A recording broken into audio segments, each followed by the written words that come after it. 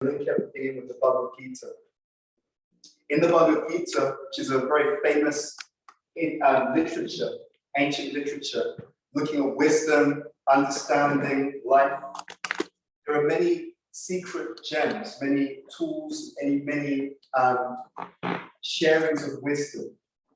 One of them is talking about the idea of what happens at the time of death. So the Bhagavad Gita is written in Sanskrit codes, which is a very ancient language. So it's a conversation between two people. It's a conversation between a warrior, a great fighter. He's named Arjuna. And he's in discussion with his friend, who is, according to the Bhagavad Gita, the supreme person. His name is Krishna. One of the verses is Ante kale chamameva smaran mutva kalevrayam yaprati samadbhavam yati nashtasya samshayah. He's talking about the time of death. He's talking about the mentality or the mindset that happens at the time of death.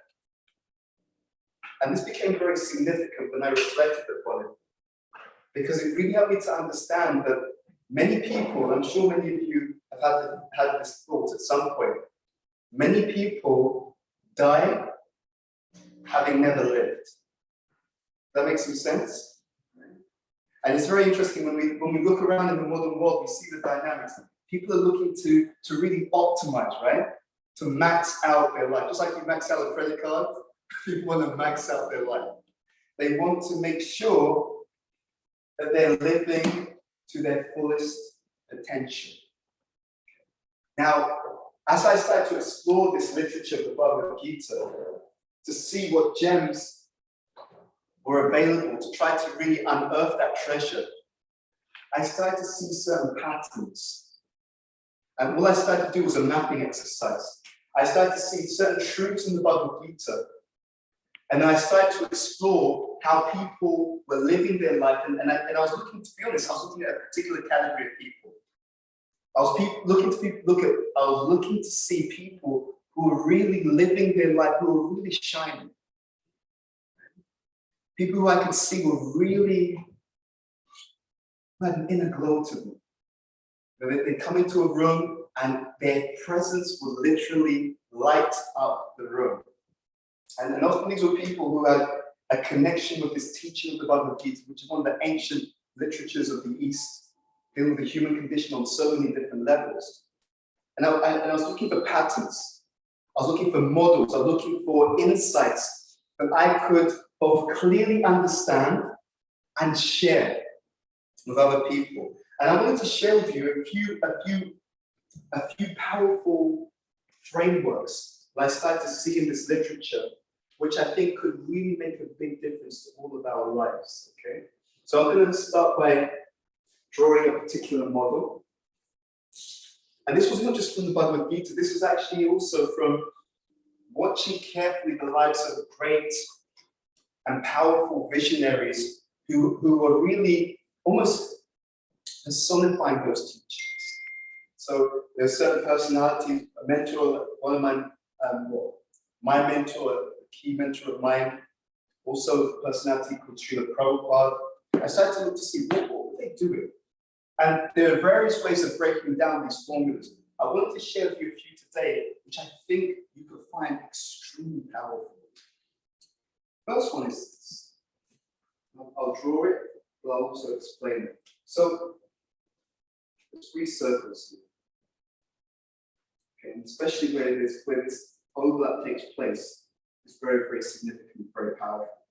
So Srila Prabhupada, he would sometimes give certain, they call them sutras, which is like a short statement, but which when you unpack it, it's full of power. He would sometimes, maybe one of you may have heard of, some of you may have heard of these texts, he would talk about the heart of a Bengali mother and the bravery of a British what? Anyone heard that term? The bravery of a British soldier. So when I hear him talk about things like this, I started to see that there were certain patterns. So on the one hand, he was talking about character or strength of character. And so the bravery of a British soldier, that kind of strong character, the ability to stand firm. But then you'd say like the heart of a Bengali mother. Like, any Bengalis in the house, by the way? Okay, so you may know what I'm talking about here. And then I realized when he's talking about character, you say he's talking about being headstrong, having a strong mind. When he's talking about the heart of the Bengali mother, I can understand he's talking about this. Okay? So you have the head, you also have the heart. Another statement that would come up was how one should be as soft as a rose. Right? So again, this sense of really being very, very soft-hearted. But he'd also talk about being as hard as a thunderbolt. Right? So again, I saw this pattern. It was coming up again. Okay, so again, strength of character, but also coming from a really good place. Right? So when I started to look at this, it really occurred to me that I would see some people, they would have one side, right? And I'm sure we can all relate to that. You have some people very headstrong, I want my way, I'm going to do this, I've got a lot of drive. But of course, that was just one part of the equation. You'd have some people, I knew many people in my life who were very strong here, right? Very well-intentioned, caring, supportive, etc. What was really amazing to me is as I started to deconstruct these formulas, these sutras, I started to see that the people who were often really, like I said, lighting up the room, who were really lighting up their own life, were people who had a good balance of both. Okay? So it wasn't one, it wasn't the other, it was both. It wasn't either or, it was both and. Now, as I dug in deeper, I saw one other trait that kept coming up. And that is to make sure that these two work properly, there had to also be a third factor. And this was this, truthfulness. I saw that when people had strength of character, integrity, when they were soft-hearted, and it was all based upon understanding and honoring what was actually true, then it started to become very clear. It's almost like that, someone giving me like a set of glasses. I would look out to the world and I was like, wow, yeah, all the people who I see are able to do incredible things in dynamic ways and in a sustainable way. Because some people have like a one-hit wonder, right? Someone who's like sometimes have like pop stars and like the first single just went out there and it's like, wow. And then the second single was like, uh-oh. So the first one was good, and then they just basically ran out of steam. I saw that for it to be consistent, for strong character and soft-heartedness to be consistent, you have to take on the truth.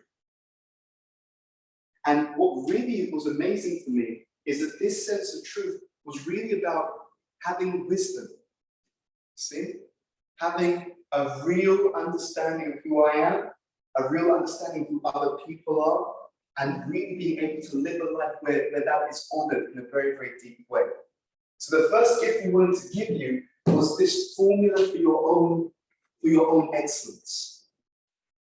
As we said, the bravery of a British soldier, the heart of a Bengali mother, right?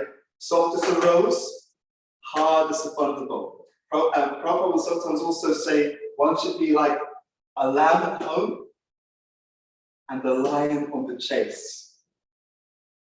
And I thought that was incredible as well. This formula, and this is a formula of balance. Every one of us, to be at our best, what we're looking for is to build into our character this sense of dynamic balance. It's like a good meal, right? I had a really good breakfast, so it's on my mind. It's like a good meal. When you have a good meal, you have all the ingredients, right? There's not the ingredients. It's not just the ingredients. It's having the ingredients in the right ratio, isn't it? You have the same ingredients. If one of them's too much and one of them's too little, it tastes horrible. But what gives its flavor, what gives life its flavor, I was beginning to learn, was when an individual has those ingredients in the right balance. Now, as I started to explore the Bhagavad Gita a little bit more, something else became apparent to me. And this, to be honest, this is something I'm still working on within myself. What became apparent to me is that these two things are actually grounded on this. And this is where we want to go. So what I mean by this is that the Bible has so many different statements and verses and so on. I started to see that most of people, or many people, were subconsciously telling themselves lies. Sounds strange, right? I started to see that most people are subconsciously telling themselves lies. My own mentor wrote about this. There was a chapter in one of these books, and it's called The Internal Dialogue. And when I say most people are telling themselves lies, I included myself. What do we mean by lies? You see, and this is the model that we're going to get into today. I started to realize, and I'm sure many of you have seen this, that we in the modern society, we have a real crisis. And I started to see that the real crisis that we had was a crisis of self-esteem. A crisis of people not having a proper sense of their own value. And I started to see that because of not having a proper sense of one's own value, because we were telling ourselves lies about how valuable we were, I started to see it started to play out into all kinds of different behaviors. There's the formula that I started to see within the Vedic literatures, Veda means knowledge, was that what we think then affects what we do. And what we do then affects what we achieve. Right? So let's think about this. Now, there was two levels. Some people, if you ask them, do you value yourself? They'd say to me, yes, Ed, I value myself, BBT, I'm a good person. And then I've watched them in relationships. I've watched how they were spending time with their friends, what they were doing.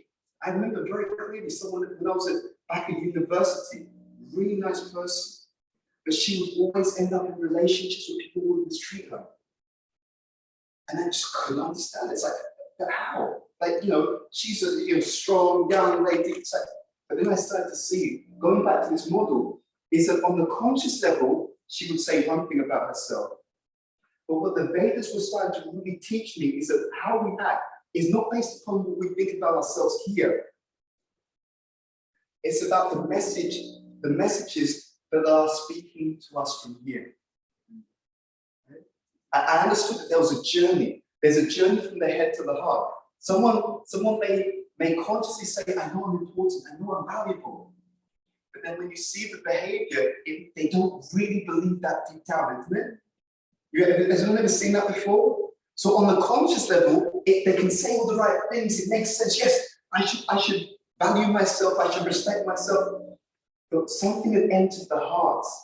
Something had entered the heart, which was a lie. Actually, you're not that valuable. Actually, this person's got more money than you, they're more important. Actually, you only become valuable when you do X, Y, and Z. And this, perhaps for me, was one of the greatest lessons I've learned, honestly, in my entire life. That what we say and what we think about ourselves is having such a powerful effect upon our lives. And I say that even for myself, it's something that I also started to learn. And I started to see, wow, if I could just change the inner dialogue, if I could just change what's going on here, not here. You read the books, there's so many social media videos, and look after yourself, you're important, you're valuable. And people will say yes, and they'll accept it here. But what I started to see is that for most people, they didn't have the tools to take that truth from here to here. And therefore, they were living a life which was suboptimal. So my wife and I, when we started to explore this, we created a model. And I've actually got a podcast on this. I'll give you the details if you want to get into this more. So the model is called the self-esteem spectrum. It's a framework which allows us to evaluate ourselves and other people and to see what is that internal dialogue. What does this person really think about themselves? Not what they say, about themselves? What's the messages that they hear? And then we also start to explore, what does it do to a person's life? I knew some people, their self-esteem was in a very healthy, centered space. I knew some people, to be honest, they had a bit too much self-esteem. No? I think we know a few people like that. And I knew the opposite. Some people, they had a little too little self-esteem. And I could see that whether it was their spiritual pursuits or even how they do education, how they spend time with their friends, what they go for in their goals, it was incredible. I started to see that if we could get this right, I mean, literally, you've just like split the atom. So much potential was unleashed. So I decided that one of the things I wanted to do is really start to explore this topic and start to provide tools so we can have healthy self-esteem. You know, especially, I'll be honest, especially I remember on many occasions speaking to people, young people, and they would say to me things like, I want to be somebody. And then I would say the same thing, right? Self-help literature, so many things. Oh yeah, I want to be somebody.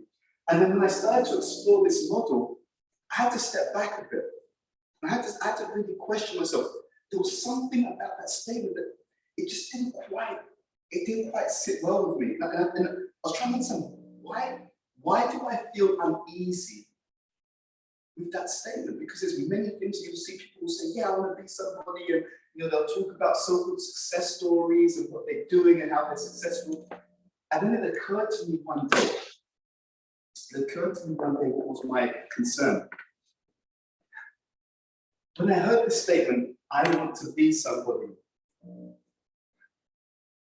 I started to realize that there was a subtext and there was an implication. If I'm saying that I want to be somebody, it's a future tense, right? I want to be somebody. Then it meant that I don't really consider that I'm someone already. There's a debate that happens in self-development. And the debate is, does happiness cause success, or does success cause happiness? Right? Chicken and the egg, what comes first? In other words, is it that you have a certain internal state of fulfillment, and because of that, you're able to pioneer, you're able to be confident, you're able to be determined, you're able to try things, you're able to take risks because you already have this joy in your heart and therefore you can do it? Or is it that you're unhappy, you're miserable, and only when you do something external and then everyone says to you, that's fantastic and well done, then you suddenly feel, okay, I'm worthwhile? And it was very interesting for me that when I saw the Bhagavad Gita and the conversation between Krishna and Arjuna, Krishna was telling Arjuna certain powerful truths. For example, he was really telling Arjuna, don't worry about the goal, but in a certain sense. He was saying, I want you to do what you're meant to do. Sometimes we call this dharma or duty. I want you to do your duty and leave the result up to me. Now, my mind, it just always works on patterns. I came across a study about parenting and child psychology. This was really incredible, and it mirrored what Krishna was telling Arjuna in the Bhagavad Gita. So in the study, what they found was that they looked at two types of parenting styles. And maybe some of you can relate to this. One type of parenting style, what the parents would do whenever the child did well at school, you know, they got a good grade, the parents would praise them because of the outcome, right? So you got the result. Therefore, you're a good person, round of applause, I'll take you out, etc., etc. That was one parenting style. The other type of parenting style is where the parents would praise the child for their sincere efforts. Right? Let's think this through together, because I want to learn with you. I'm not here to just talk to you, I want to learn with you. Now, what they found, which is very, very incredible, is that the children who were only praised when they got results, they were less likely to take risks. Okay, let me just pause there, because I'm sure all of us will have some sense of, you know, the connection between the two. Why would the children of parents, because some of these kids did well at school, by the way, right? It's not like, we're not talking about, you know, people who just, you know, bailed out of college. Right? Some of these people, they did well. But why is it that the children who were only praised when they got the results. Why is it that they were less likely to take risks, and also it was actually considered in the research they didn't have the same level of confidence as others? But why? Why do you think, what would be the connection between that? Yeah. They associated their value with the outcome. You're reading the script. Absolutely. Now, that comparison was there with the other group. So the other group, there were children who were praised by their parents for the fact that they tried their best, whether they got good results or not. Now, what do you think would be the outcome? So we're talking about children, and we all know, and there's a huge industry about this around, parental psychology, child psychology, the patterns that we experience in our youth, isn't it? We see those patterns often play out as we get older. Is that fair? Right. Let me just ask you a question, because I'm sure many of you feel this sense. How many of you have noticed that there's certain patterns in your own parents, and you can kind of figure out that they act like this, which means they were probably brought up in a certain way? Has anyone ever seen that, or is it just me? Yeah. Right. Isn't it amazing? And that for me was a fantastic paradigm shift, because I started to see that with this knowledge, you can actually work out all kinds of things. You can infer, right? So this person acts in a certain way, they're very defensive. Maybe they grew up in a household where they were always under attack.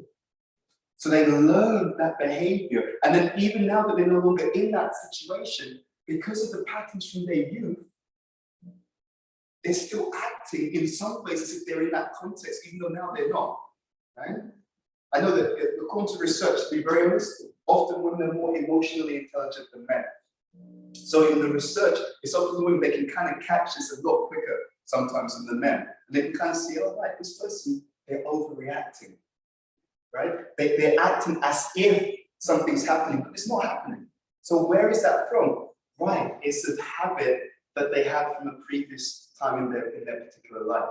So this second group, those children who were encouraged because of the sincere endeavor, how do you think they behaved as adults? What do you think? All right, so one group, they're only praised when they get the results. So they grow up, they're a bit risk averse.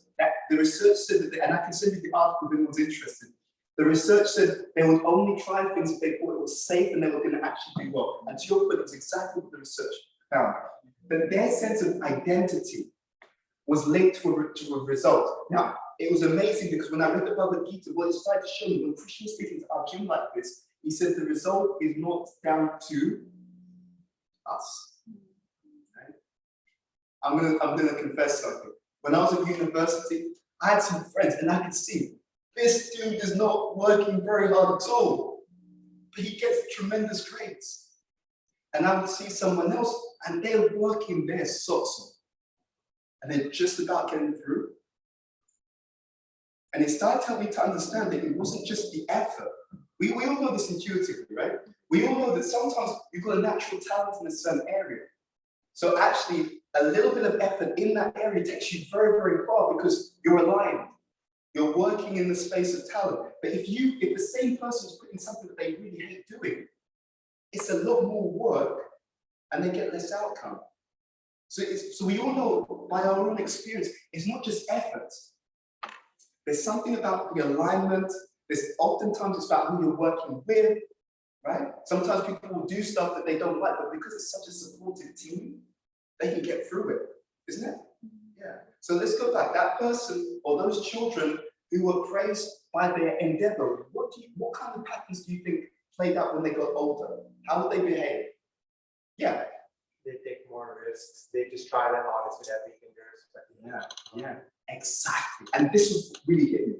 In the research, it said that those children who were brought up with that parenting strategy, so again, the parents who praise you just because you're trying your best, they tended to have more positive results as a side effect. Can you believe that? They had better results as a side effect than the other group, right? The other group were praised whenever they get, you got it right, well done, you're valuable. This group, you're valuable just because you tried your best. Right? And I've seen this many times. I've seen so many people with so much potential. They're scared to take a risk. They're scared of what begins with F. Failure. Isn't it? They're scared of failure because they think that if I fail in this activity, they think that I'm a failure. Isn't that incredible? The person thinks that if I fail, then actually rather than just think I failed in this particular endeavor, they actually think I'm a failure. And therefore, to protect a fragile or limited sense of self-value, I won't even try that because I cannot afford to actually feel that I'm not valuable anymore.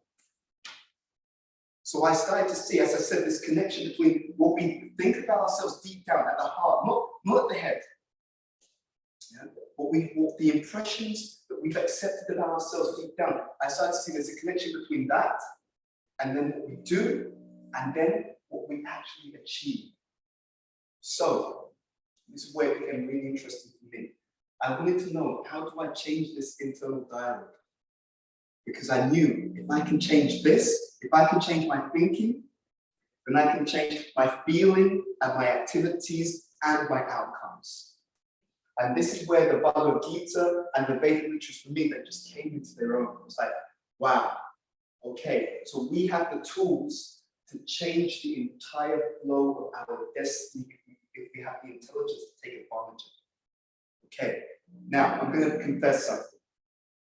I saw many people who had the same tools. Like, I was watching them carefully over years, and I could see, all right, I get it. Most people, they don't know what they have available to them. They don't know what's in their hands. And to be honest, in most cases, don't know how to use it. You know, sometimes you see like that, right? So I'm a little bit of a tech person, right? So you got your mobile phone, and some people, they know all the different things it can do, and if you press this, it will do that, and there's a secret code to do this, and you can get that up and that up. And there's other people you can see, like you pay for a really expensive smartphone, and you don't use any of it. It's like, I look at it see the time, it's like, really? You paid $1,000 for a phone that just looked at the time? Buy a watch, right? So I realized that this analogy is there. We sometimes have tools available to us, but we don't know how to take advantage of the tools, and therefore we don't get the transformation. We don't get that and this is something I've been guilty of myself. So my whole journey, and this is a journey that I'm constantly trying to be on in spiritual life or in understanding spiritual topics, is how to really utilize the tools properly to build a transformation. And the definition of transformation here is here. The messages that enter deep into the heart, that's determining how I identify, what I say, what I do, how I act, my choices, and my outcomes. My outcomes. So my wife, by profession, she's a doctor. And I know that my own spiritual mentor, he spoke about this decades ago. I mean, she was telling me, even someone was telling me recently, but I think it was yourself actually, there's a huge issue around mental health challenges, right? And it can be from the most intense to the most subtle. Even on a subtle level, many people have issues around self-esteem. We would like to have more integrity. We'd like to be able to be more straightforward. We'd like to be ready to stand our ground and say what we really think and not worry about what other people think. But there's a message in here that you're only valuable if other people like you. Or you're only valuable if you say what they want to hear. And then we therefore have this pulling. The pulling is that on the one hand, my heart, I really believe X. But then another part of me, I want to be accepted. I want people to like me, so therefore I'm going to have to say something different. And I start to see how much energy people will spend having to be something that they're not necessarily. Isn't that interesting? People talk about stress, but we don't really get into what the real causes of stress are. A major cause of stress is having to put on a performance or having to be something that we're not in order to be accepted by other people. That's a secret cause of stress. There was a story that my mentor was sharing with a friend of his. Actually, his friend was here recently, Satchinanda Swami. He came recently. And so my own mentor passed away in 2005. Before he passed away, I had a conversation with Satchinanda Swami. And he said to Satchinanda Swami, he said, within each and every one of us, there is a good dog and there is a bad dog fighting for supremacy. The good dog represents the highest self, our best self, our deep integrity, character, compassion, values. It's this point where character meets compassion meets truthfulness. This point, that's like the essence of our best self. So he said to in each and every one of us, there's a good dog and a bad dog fighting for supremacy. So my mentor said to Satchidananda Swami, he said, so who will win the war between this good dog and the bad dog? Now, when my mentor said to Satchidananda Swami, he was a bit taken aback. It's like, no, because my mentor was very ill at the time, and so he was like, Maharaj, how are you? And he just insisted, no, there is a good dog and there is a bad dog within each and every one of us fighting for supremacy. Which one will win the war? And then my mentor answered the question. He said, whichever one that you feed the most. When I heard this, it really stayed in my mind because I felt I'd been given a key. I felt I'd been given a way out of that tug of war. I felt I'd been shown something, but if I started to unpack it, it could literally change my life. It could bring about a deep transformation. It could bring about a deep healing, right? A deep integrity. So I was thinking, so what does this mean? The war will be won by whichever dog that you feed the most. I started to understand that we have options in life. We have transformation in life, but it's all based upon what we nourish. Just like you go into a garden, there's different seeds you can plant. You can actually nourish weeds. You can water weeds, or you can water a real plant. And there's so many literatures in the Gaudiya Vaishnava or Krishna tradition that talk about this analogy about the gardener, the seeds, the plant, and they talk about like a growth of devotion. And that if we develop and nourish the right thing, it's a very, very powerful transformative process. And if we don't, then we can let other things come up before we know it. And those other things can overwhelm. So I saw that the key for my own transformation was to develop, I'll just draw this, was to develop a certain type of self-esteem. Okay? So 3 types of self-esteem. We have self-esteem which is low, self-esteem which is excessive, and self-esteem which is balanced.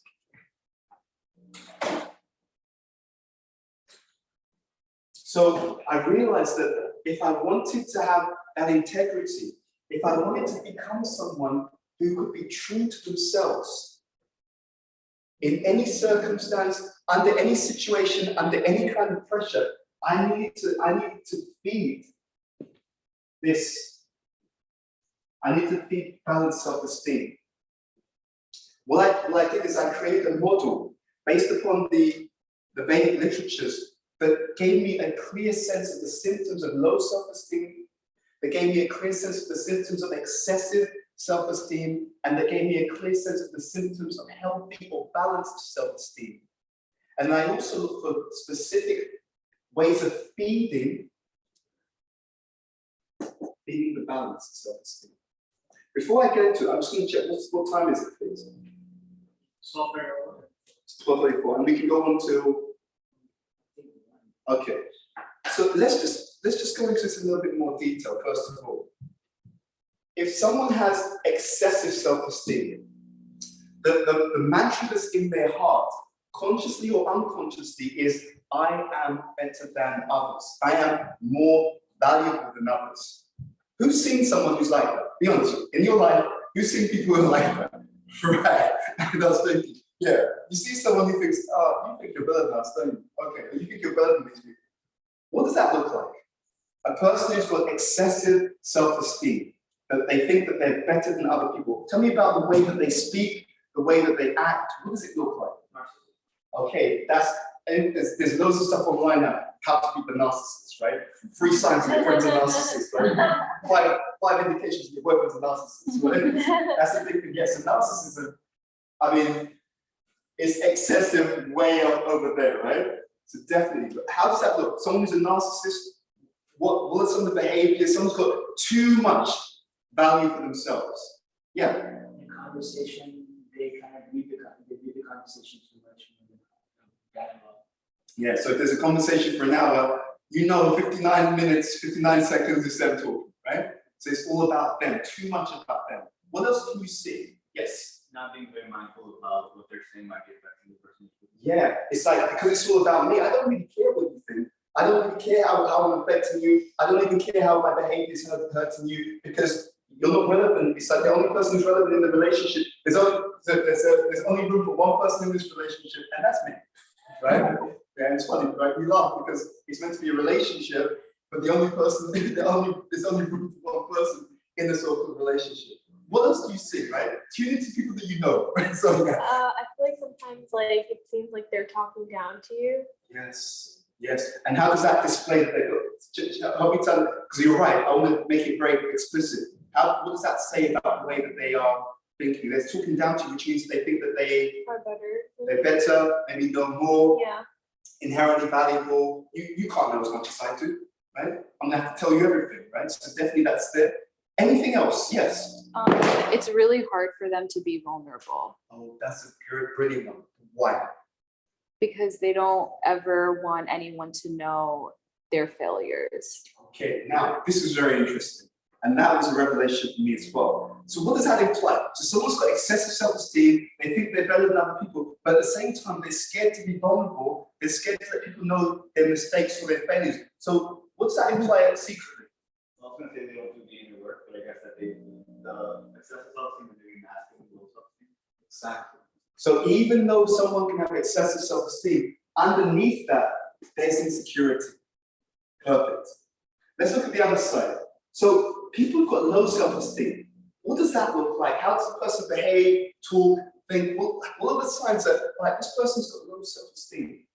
Thoughts? They have a hard time taking ownership for their lives, their choices, their opinions. Okay, so they don't necessarily own their opinions, definitely. What else? Yes? A lack of sense of self. Yeah, now that's incredible. So I read well, I think many of you will be familiar with a literature called the Mahabharata. And we mentioned how the Bhagavad Gita is a conversation between Krishna and Arjuna. That same Arjuna, he's one of 5 brothers. Now, there's a pastime in the Mahabharata. Arjuna and his 5 brothers, they are incognito, they're in hiding. So they are warriors. But during this particular pastime or aspect of the Mahabharata, they're in hiding, so they're disguising themselves as what? Brahmanas, which means a priestly group. So they're in the palace of the king, and the king's watching them. And they're all warriors, but they're disguised as priests. So the king's watching them, and then what happens is the Pandavas, as they're walking about in the palace, because they are warriors, even though they're in disguise, they're looking through the palace, and what they notice are the weapons on the wall, right? And because they are warriors by nature, they're like, wow, let's check this. Oh, wow, that's a really good sword. That's fantastic. Premium metal, nice handles, like that. Because that's what they're into. So someone who's a warrior, they tend to notice things which are of value to a warrior. Someone who's a priest, they'll be looking more at maybe the books and the different paraphernalia for doing some kind of sacrifice or deity worship and so on. So the king's watching and he realizes, hold on, these dudes are dressed as priests, but they're so much into the weapons. So he realizes immediately, these guys can't be priests. Priests wouldn't be interested in the weapons. They must be kshatriyas. They must be warriors. But there's a hidden meaning to this. And it's exactly what you said. You see, follow me through on this. We tend to recognize something that we value, right? So if they're warriors, they'll value weapons, they'll notice weapons in the environment. If they were business people and they value business and profit, that in the environment, what kind of things do they tend to notice? If someone's really into wealth and money and they're in an environment, what kind of things do they notice? Material things. Material things, the money, precious jewels, etc. So when I heard that, when I heard that particular scenario, I realized there was a hidden formula here. The formula is I tend to notice what I value. Now, to your point, it's exactly what you just said. If I don't value myself, one sign that I don't value myself is that I don't tend to what? I don't tend to notice myself. So I can be 40, 50, and I still haven't figured out what kind of person I am. Because I've not been paying attention to myself. And why have I not been paying attention to myself? Because I don't value myself. We pay attention to what we value, isn't it?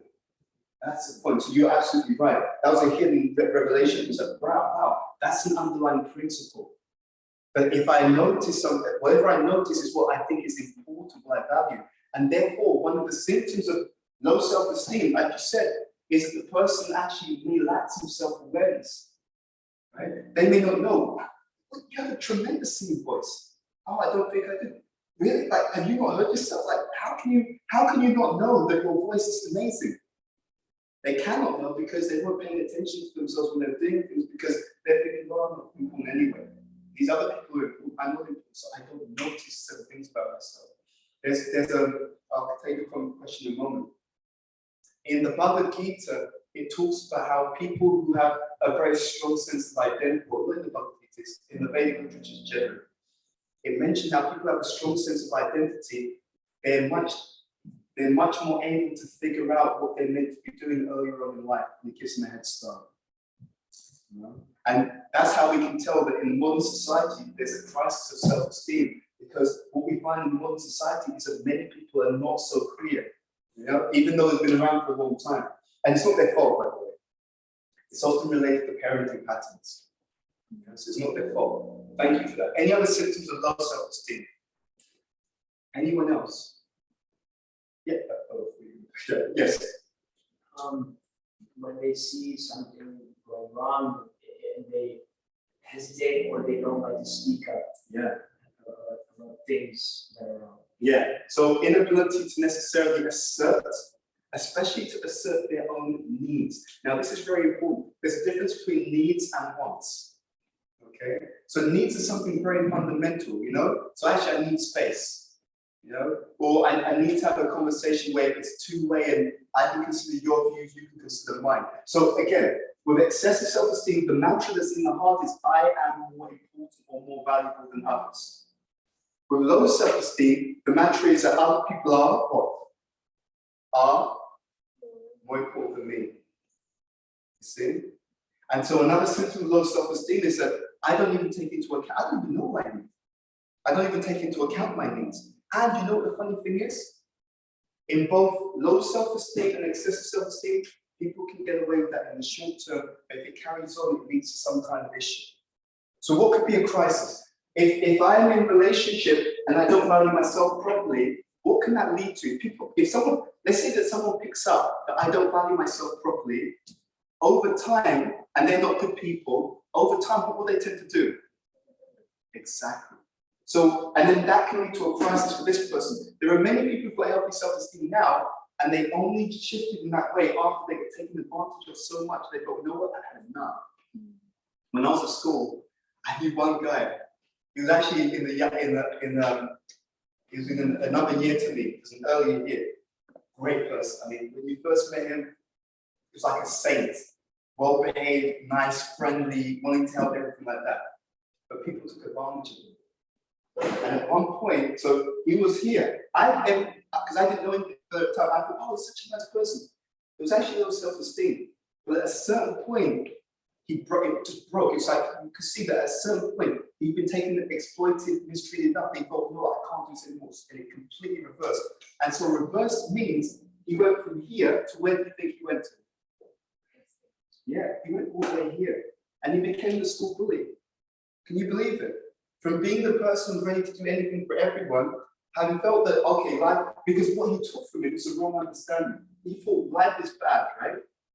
Wherever you go, everyone's selfish and everyone's out for themselves. So I've got to be more selfish and more out for myself than they are. And so from here, we went all the way here. So excessive self-esteem, I'm better than other people. Low self-esteem, other people are better than me. Now, let's go to this one. So balanced or healthy self-esteem means I'm important or I'm valuable and what? Exactly.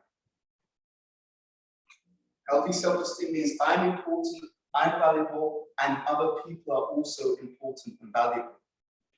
So let's get into that. So by the way, it's just to also reference it in terms of Bhagavad Gita. Low self-esteem will be self-esteem in what we call the mode of ignorance. Right? Low self-esteem. You also hear low self-esteem actually means some kind of inferiority complex. Then the other side is excessive self-esteem, is self-esteem in the mode of what we call passion. Right? So excessive, more than, right? And then you have balanced self-esteem is self-esteem in the mode of what? Goodness, actually. I'm important and you're important. So a question was asked me one time, said, does Krishna talk about self-esteem in Bhagavad Gita? Someone asked me that. And I had to think long and hard. Is it there? Is it like a Sanskrit verse for self-esteem? And then I had a realization. So yeah, actually he does. But he speaks about it in a particular way. There's a Sanskrit term which is called samadarshana. It says that a learned sage sees with what? Equal vision.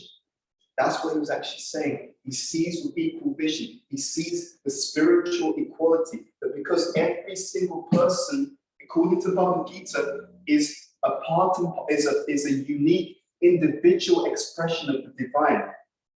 Right? And therefore, we all have inherently equal value. And then another verse that came when I was thinking about this is the verse where Krishna says to Arjuna, Samoham Sarva Bhuteshu. He says, I am equal, kind, and merciful to everyone. Everyone. So what I realized, going back to this model about character, compassion, and truthfulness, is that I've been lying to myself. I've been holding on to a lie, and that lie was that I'm less important or that I'm more important. Because the truth, as was explained through the pages of Bhagavad Gita, is that you're important and so is everyone else. So the final thing we'll touch upon was how we could spend more or develop more of this balanced self-esteem, which is self-esteem in the mode of goodness. And for those especially who are interested in the spiritual path, that was very, very powerful for me because I realized that if someone is able to have balanced self-esteem, it helps them to make the spiritual journey. Okay? Let's be very honest. Sometimes people can be on the spiritual journey, and let's say that they're in a room full of people who are not on the spiritual journey, and let's say that they have low self-esteem. What could happen? Let's say you're on the spiritual journey, and for that reason you feel like, I don't want to smoke or drink. But you're around people who are not on the spiritual journey, and they want to smoke and drink, and you have this. What could that lead to? Anyone? Yeah. Yeah. They would just go along with it Why? Tell me that it's true, but tell me how. Why would that be the case? because they want to please everyone else. Yeah. So this low self-esteem can also cause. It's sometimes called people pleasing, right? I'm just so desperate to be accepted that I'm going to deny my higher understanding just so that people will like me. And of course, because they're denying that higher understanding, they always feel this, they're not quite happy with themselves. And that's very interesting. See, one of the most, definitely one of the most important people. See, other people may or may not like us, but we have to like ourselves, isn't it? We have to actually be in a space where we like ourselves. And that's where the power comes from. I'm going to ask for a volunteer. I just want to show you something very briefly. Who'd like to volunteer? Yes, come. Will you come up? Okay, just face the audience. Okay, so we're going to do a little, I'll only show you a little experiment just to give you a sense of how powerful this understanding is. I'm going to ask you to look forward. Okay, and what I'm going to ask you to do in a moment, and I'll just show you, I'm going to ask you in a moment to put your left arm out like this, okay? And I'm just gonna ask you to watch what we do. So put your left arm out, look forward. Okay, now, I'm gonna ask you to think about a time where you let yourself down, okay? Where you didn't actually live up to what you knew to be right, where you didn't maintain what you consider to be important, okay? Think about it. So what happened? Okay, let's do this again. You're on that. Now, I want you to think about a time where you actually maintained your integrity. You actually stood up for what you really believed to be right and to be true and to be important. And I'm pushing hard, is that fair? Yes. Okay. Thank you, give me a round of applause. Now, I want you to just tell me, what did you see, what did you notice? There's two instances. The first time I'll ask you to think about a time where he didn't stand up when he needed to be important, and the second time where he was actually reflecting on a time where he actually maintained his integrity. What did you notice? You lose control of your body, or you lose control of the body when you're not thinking highly of yourself.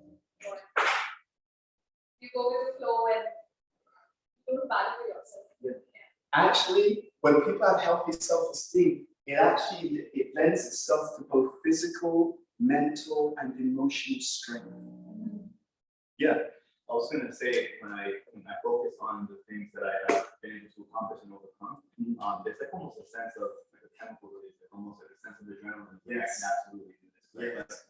Absolutely. And actually, there's a whole field of psychology called psychoneuroimmunology, and it speaks to exactly your particular point. So our sense of self-esteem, what we think about ourselves, it has huge repercussions. Physical repercussions, mental repercussions, emotional repercussions, and then we also linked that before. We said that what we think about ourselves determines what we do, and what we do determines the outcomes that we achieve. So we see that it all starts with what sits in the heart, isn't it? The magic, the roots of it is what the understanding that we've allowed to enter deep within us. Now, this is where we'll end on this point. So as I started to come to the Bhakti Center and to other centers around the world, I realized there was an entire process, a very magical practice that could put the right understanding in the heart. We talked about this model: character, the head, compassion, the heart, and then truthfulness. And we said how these two are also grounded on this. So what I found was that if one is able to be in a space where they are regularly hearing messages of what we call sometimes transcendental knowledge of the Bhagavad Gita as it is, knowledge of the Bhagavatam, knowledge which is of a spiritual nature, then this knowledge, this truthfulness, would come into the ears and go on this journey. Enter into the ears, into the head, and then go on a journey, a voyage, and increasingly establish itself in the heart. And I understood that journey was something that I could affect. Just like we said the story about the good dog or the bad dog, which will win the war, whichever one we feed the most. I realized that centers like the Bhakti Center, centers where there are many centers around the world, where people come together to understand spiritual truth, was actually literally a center for transformation. And what really amazed me was that I could consciously choose how much I'm reinforcing or exposing myself to this higher knowledge. And therefore, I could directly affect the speed of transformation. This is the last point I'll make before we open up for questions. I started to see on my spiritual journey and my spiritual exploration that there were many people who had these tools and they didn't know the significance of the tool. They thought, yeah, it's nice, the Bhagavad Gita, class here, class there. And I thought, wow, this person doesn't understand that actually, if we take advantage of these spiritual tools, we can strengthen ourselves in this space. And if we strengthen ourselves in this space, we can live in this area. We can live in this magical space where through accepting the truth about ourselves. Yes, you're valuable and I'm valuable. That through accepting this, I can actually enhance and strengthen really wonderful aspects of my character. I can enhance and strengthen a real soft-heartedness. Even here, by the way, because I just like to always give as much value as possible. I also realized that these two things work together. I saw that people who have a strong sense of character are able to remain soft-hearted. Isn't that incredible? There's someone who's got good character, strong character, who stands up for what they truly believe, they were able to remain soft-hearted. Why? Why would having good character allow you to remain soft-hearted? Any guesses on that? Yeah. Because your heart is so full, you have more to share. Definitely, because you have fullness to share. But why else? Any yes? Well, I think goes back to the point of having three circles there, that strong character is founded on truth. That's only by taking a look at ourselves and really sitting with ourselves and in our uncompassionate states for ourselves that we're able to see, oh, here I can give more love to myself. And that gives us the opportunity to share that with others. Absolutely. Thank you, Dan. I'll just add one more thing. I saw that if a person stands up for themselves, so let me be very clear, stands up for themselves doesn't mean being aggressive, right? So low self-esteem is overly submissive. Excessive self-esteem is aggressive. Healthy self-esteem is assertive. See? So I saw that when people have that, and because I'm assertive, I say, look, I appreciate you, but I think it's a bit too much. I'm not ready to go there yet. Because I was able to stand up for my healthy boundaries, then within those boundaries, I was able to keep the heart soft. And then going back to that person who I mentioned before, who I saw at school, because he didn't assert himself, he didn't have healthy boundaries, the heart got attacked so much that after a certain point, he became hard-hearted. You know, he felt, I've been exploited and taken advantage of so much, I'm now going to become literally like the people who were, mistreating me.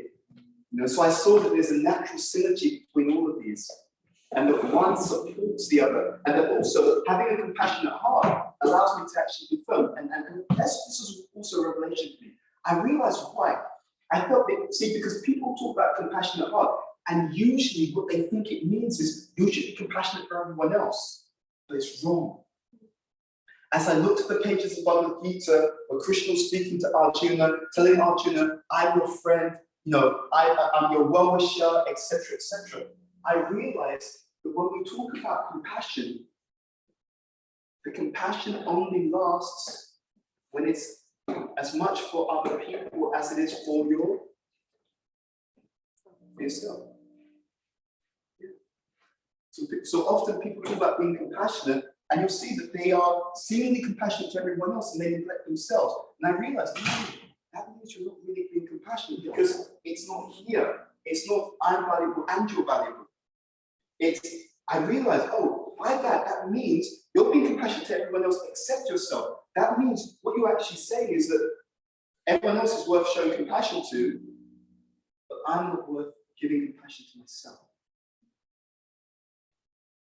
It was imbalanced, and I knew that when people are really balanced, they have compassion for others and compassion for themselves. And that's what allowed it to continue. So we wanted to leave you some of these thoughts, that by the regular connection with the Bhagavad Gita, the regular connection with literatures which give the absolute truth, the regular connection with people who are sharing and expressing that knowledge, that transcendental knowledge, especially within the Bhakti Center and the Bhakti tradition, especially even mantras, which are of this category, truthfulness. We have what we call the Maha mantra, and you heard it beautifully sung at the beginning.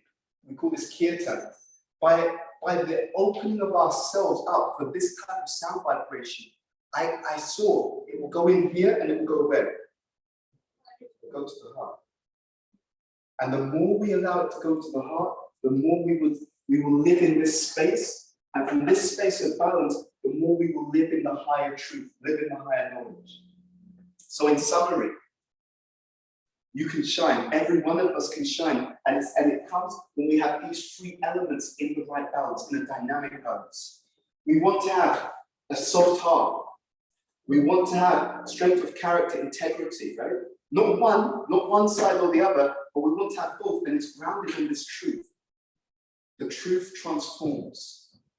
And I saw that to bring that truth into my life, it means to give special attention. They sometimes say in the Bhagavad Gita and in the Srimad Bhagavatam, it talks about submissive oral reception to the truth. And that's a secret. That's a big secret. Many people give some attention to the truth, but they don't do it with the same attitude. And it's actually the attitude that allows something to go from here to here. Doing it regularly, doing it with humility, which is the right attitude, was actually one of the key elements of personal spiritual transformation. So I wanted to say thank you in summary for allowing us to share these ideas with you. It's a journey that I'm still on, in all honesty, but I found it to be such an incredible journey, such a transformative journey. And I saw, as I said before, that when I start to change what comes on or what goes on in here, it then starts to naturally flow into the way that I live, the way that I speak to people, the way that I interact. Not even that, it started to flow into who I interact with, how I interact with them, the choices that I make on a day-to-day basis. And when all those things come together regularly, it means I start to aim in a particular direction in life. So, desire has an effect upon the direction, has an effect upon my drive, and has an effect upon my destiny. This is why the self-esteem spectrum, why coming into regular contact with the absolute truth, spiritual knowledge, which actually reinforces who we really are. Yes, you are important. Why? Because the Supreme loves you. And they're important also. Why? Because the Supreme loves them as well. And that lifestyle which is built on that truth, that is the lifestyle that we call bhakti. The lifestyle of devotion, the lifestyle of loving service. And so maybe some of you may be new. If I would invite you and encourage you. This is definitely a place to keep coming back to, where we can keep hearing and reinforcing this deeper knowledge. And as we hear and reinforce it, it will transform us. If we do it with that openness, with that submissiveness, with that eagerness to really hear. Because transformation, ladies and gentlemen, is a real art to transformation. And transformation is the voice or the mantra or the dialogue that enters into the heart. That is what transformation actually is. So whatever we're doing, however we're doing it, we're trying to bring the truth into the heart. The truth of who I am, the truth of who the divinity is, and the truth of what will truly make me happy. Many people are looking for happiness literally in all the wrong places, right? Now that doesn't mean that we shouldn't have a job, we shouldn't have facility, all of these things, they're natural actually. But we shouldn't be dependent upon those things for our sense of value or sense of self-worth. Because really the truth, according to the Bhagavad Gita, is that we are inherently valuable just because we exist. We are inherently valuable because we are infinitely loved by the Supreme Person. And in all different traditions, they call them by different names. Within the Bhakti tradition, one of the most powerful and sweet names of the Supreme, we call him Krishna, which means all attractive person. Thank you so much for allowing us to present. We have some time to take some questions, or is it time? Okay, so yes. So you shared quite a lot of techniques in order to improve your self-esteem. So just to be very honest here, I go through fear and anxiety, and I think that is stemming from very low self-esteem, because I was struggling with my job and I was getting negative feedback, and then I was not getting another job, and then I broke up, and all those things actually led me to have very low self-esteem, which created sort of fear and paranoia almost for me. So I'm sorry about crying, but how do on a daily basis, what are some tips or what are some techniques that I can do, because I don't want to go for medication, because it's serious now. It's So how do I do it on a, like, what techniques can I use on a regular basis so that I actually improve it, or I actually am able to feel like, okay, whatever happens, happens, right? I will still be the same, or I'm valuable, everything is going to be all right. So do you have any tips for that? Yes, there's a few things. So the first thing I'll say is, first of all, thank you for having the strength of character and the vulnerability to be open in that sense. And there's lots of details we can share. I have a podcast. So my wife and I started a podcast, and the first podcast was all about this particular topic. So I'll put the details on there. You can find it online on Apple, Spotify, and so on. So I feel a sense of, there's automatically a sense of responsibility when a speaker is talking about a topic to make sure that he or she tries to share in a way that's most helpful in a very deep sense and in the long term. So the first thing I'll say is, depending on the intensity of whatever we are going through, there'll be some occasions where we may require professional assistance and guidance, and I think it's only fair and responsible to make that upfront. So that's something for you to think about. So this is not to replace that, first of all. Second thing I'll say on this, so my wife has a god sister who's actually a psychologist by profession, and she's brilliant, to be honest. She lives in Germany, and so she has a YouTube channel which is dedicated to giving people information that can help them in some of these different areas. And so she has a whole playlist on self-esteem. I'll put her name on here. Let me just make sure yeah. Or I can pass it also on to other people, but she has a whole playlist with a whole range of different things you can do in this area. And because she's a qualified psychologist, she's like steeped in this, and she has all the latest research. Her name, I'll put it down here.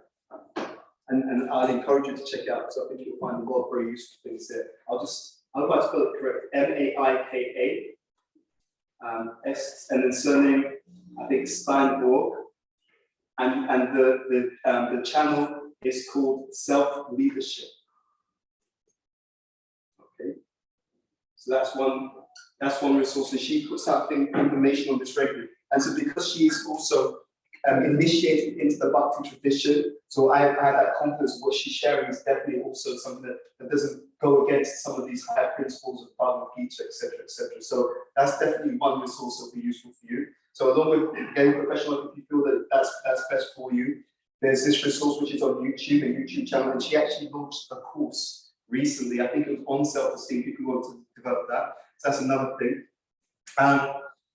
But the essence of this, or one essential understanding, is to deal with ourselves as if we're valuable. And I'll explain what I mean by that. It's a very powerful point. You see, there's an interface between the mind and the body. Okay, so let's say that someone doesn't feel that they're valuable, but if they start to treat themselves as they would treat a valuable friend, then it starts to send a message to the subconscious mind.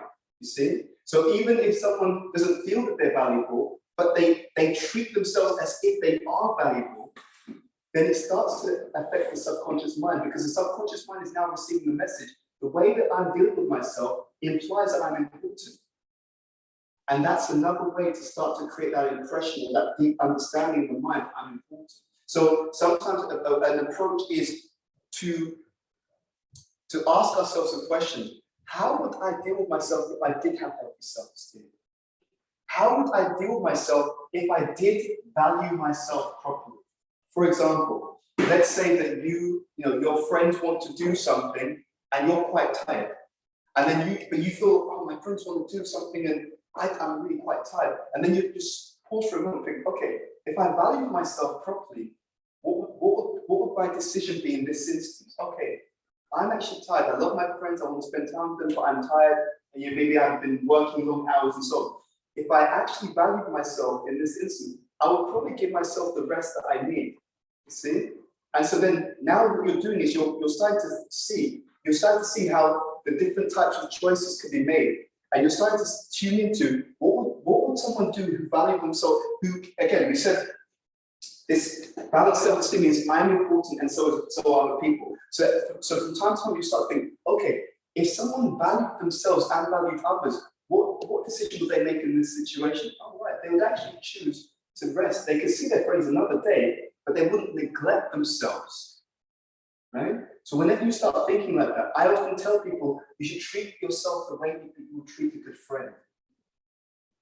Yeah, and if you practice that, you'll be surprised the message it actually starts to send. When we talk about the subconscious mind, it's also, in one sense, talking about the heart. Yeah, so the deeper aspect of ourselves, the messages which are existing there, they're the ones which are determining how we're acting. See? So that's another, does that help you as well? Yeah. As an underlying principle is to deal with yourself in the way that you would deal with someone that you love, respect, and value. And so if you love and respect and value yourself, some instant comes up and you think, you know what, I need some time. You know? And because of that, you would actually say, okay, I have to have some time, I'll come back to you. Right? If there's some situation that wasn't working for you, you may try and adjust it in different ways. And then if it's not working, you may think, you know what, I've tried in different ways. Maybe I need to look for a situation that fits me more. So for work, I work in an investment bank and we teach leadership. And we often talk about, this is what I'm mentioning to you, the square peg in the round hole. We often talk about someone who's brilliant, talented, capable, and they're not performing. And then we realize it's not that they're not brilliant, they are brilliant, and they are capable, and they are talented, and they're even hardworking, but this isn't the right role for them. That same person, if I put them in this role, they suddenly flourish. So that, again, linking to what you said about self-knowledge, that as we also get to know ourselves, one of the things I've tried to do is journaling. That's a way of getting to know myself, asking for feedback from friends. And feedback doesn't have to be negative. It could be, what do you think of my talents? What do you think of my strengths? What do you think I could do differently so I could be, so I can progress on my spiritual journey? You know? So these are some ideas, you know, but I really do encourage you to check out. It may be spelled MEIKA or MAIK, but this is a great channel. And my podcast, just I'll put that down the title, is, so I use my legal name, so Ed Anova Podcast. So Anova is spelled A-N-O, B for British, A for Apple, H for Hotel. So we have about five podcasts. Then you can just put that into Google, you'll find it. And the first of the 5 is called the self-esteem spectrum, where we go into this in a bit more detail and talk about techniques and behaviors of healthy self-esteem as well. Is that okay? Yeah. And how do you what about the subconscious mind, right? If the patterns have been developing since your childhood, what are some of the ways to actually dissolve those patterns and convert into new ones? And I'm also confused, how is heart connected to subconscious mind? It's sometimes considered So we're a little behind time. behind, yeah. Okay. So we'll all have lunch together and then you can, hit with the Bhavana Yeah, brain and that's heart. Yeah. And and mine all those truths out of him. There, it's a deep mind. But so maybe we can start. Is actually in this space or is it somewhere else? Upstairs. Upstairs. Okay. Okay. I may have to. Actually, no. We can spend a little bit of time. So I'll leave it one first. Yeah. Yeah. Is that okay? Okay. So yeah. So the point is, so in the Sanskrit, there's 2 things. They talk about the hridaya and the chitta. Okay. So you could consider the hridaya is more like the conscious mind. The chitta is like the deeper aspect. So you could sometimes you could give the analogy or the parallel. So the heart, you could actually say, is the deep, what is what you think deep down in yourself. So it's a similar thing in that sense. The point is that dissolving those patterns means replacing those patterns. So Srila Prabhupada was a great exponent of Vedic knowledge. He would sometimes mention how his guru, Bhaktisiddhanta Saraswati Thakur, when you have 2 people who disliked each other, he would sit them down and he'd say to them, okay, I know you the 2 of you don't get along. Now, you tell me something that's good about this person. And then he'd say to the other one, and you tell me something that's good about this person. And it's all related to this idea. So what happens is, if I put a negative impression or thought towards you, if I start thinking about your good qualities, it will change that. It's like almost like you override the program with a new program. So in the same way, we have some untruths in the heart. I'm not valuable, other people are more important than me, I can't be successful. And what we need to do is override those. And this is why I was saying, when we come into this environment, when we speak about the spiritual knowledge, especially over time, because sometimes it's something that happens over time. It's a journey. Yeah? But if we keep hearing positive messages of truth, Bhagavad Gita, if we keep doing it in what we call the association of sadhu or sadhu sangha, with other people who are also open-hearted to that truth, and especially if we keep doing that along with hearing the divine sacred sounds, it will actually change those patterns. Yeah, it's a journey, so we should also be compassionate, know that it's something that happens over time, but bit by bit, you'll see that transformation will occur. Is that okay? Yeah. Thank you. Appreciate it. Okay, so we'll stop, and I know there'll be food upstairs, so I'll come and join you right now, and we can speak for a bit longer if you wish. Thank you very much.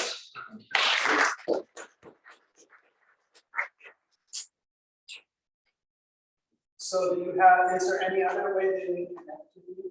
Yes, so I'm on Instagram, so I'd love to connect with any of you and all of you. So if you just put in on Instagram, Ed and Nova, then you'll see on Instagram, I've got a team trying to pull out some material. I'm going to change that because I want to change the material. But you can connect on Instagram if you're on. And yeah, I hope that's useful. Thank you very much. Bon appetit, as they say. So everyone, you can all come upstairs. There's 2 doors. You go to the one on the left, just go to the back, and have a whole nice And I'll be there to answer any more questions.